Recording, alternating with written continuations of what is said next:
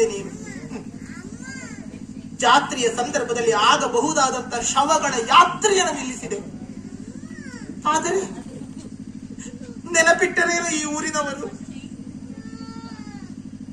ಈ ಜನರೇ ಅಲ್ವೇನೋ ಸೇರಿ ನಮ್ಮಿಬ್ಬರನ್ನು ಜೀವಂತ ಶವಗಳಾಗಿ ಮಾಡಿಬಿಟ್ಟರು ಗೆಳೆಯ.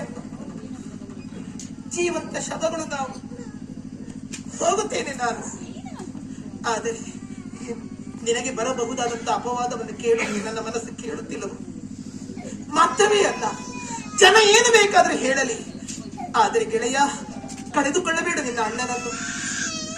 ಎಂತಹ ಗುಣಾಟ್ಯನಿದ್ದಾನೆ, ಸಿಗಬಹುದೇನೋ ಸಹೋದರತ್ವ. ಹಣ ಕೊಟ್ಟರೂ ಸಿಗದು, ಎಷ್ಟು ಸಾಧನೆಯಿಂದಲೂ ಸಿಗದು. ತಾಯಿಯ ಗರ್ಭದಿಂದ ಮಾತ್ರ ಸಿಗಬಹುದಾದಂತ ಅಣ್ಣ ತಮ್ಮಂದಿರು, ಒಡ ಹುಟ್ಟುಗಳು. ಅಣ್ಣ ತಮ್ಮಂದಿರ ಬಾಂಧವ್ಯ ಅಂದ್ರೆ ಸುಲಭವೇನೋ? ಒಬ್ಬಂಟಿಯಾದವಳಿಗೆ ಮಾತ್ರ ಅನುಭವಿಸಿ ಗೊತ್ತಿರುತ್ತದೆ. ನನಗೊಬ್ಬ ಅಣ್ಣನೋ ತಮ್ಮನೋ ಇರುತ್ತಿದ್ದರೆ ನನಗೆ ಸ್ಥಿತಿ ಬರುತ್ತಿದ್ದೆ ಹೇಳು. ನಿನಗೆ ಅಣ್ಣ ಇದ್ದಾನೆ, ನೀ ನೀರಿನಲ್ಲಿ ಕೊಚ್ಚಿ ಹೋಗುತ್ತಿದ್ದರೆ ನನ್ನ ತಮ್ಮ ಅಂತ ಓಡಿ ಹಾರಿ ನಿನ್ನನ್ನು ಉಳಿಸುವುದಕ್ಕೆ ಯತ್ನಿಸಿದ.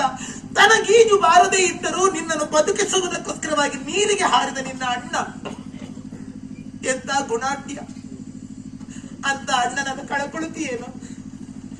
ಬೇಡ, ಒಮ್ಮೆ ಬಾಲ್ಯವನ್ನು ನೆನಪಿಸಿಕೊಂಡು ನೋಡು. ನೀನು ಹಾಗೂ ನಿನ್ನ ಅಣ್ಣ ಜೊತೆ ಜೊತೆಯಲ್ಲಿ ಜೋಕಾಲಿ ಆಡಿದ್ದನ್ನು, ಜೊತೆ ಜೊತೆಯಲ್ಲಿ ಪಾಠ ಕಲಿತದ್ದನ್ನು. ನಾನು ಮಧ್ಯಂತರದಲ್ಲಿ ಬಂದು ಸೇರಿದವಳು, ಮಧ್ಯಂತರದಲ್ಲಿ ಹೋಗಿಬಿಟ್ಟೆ.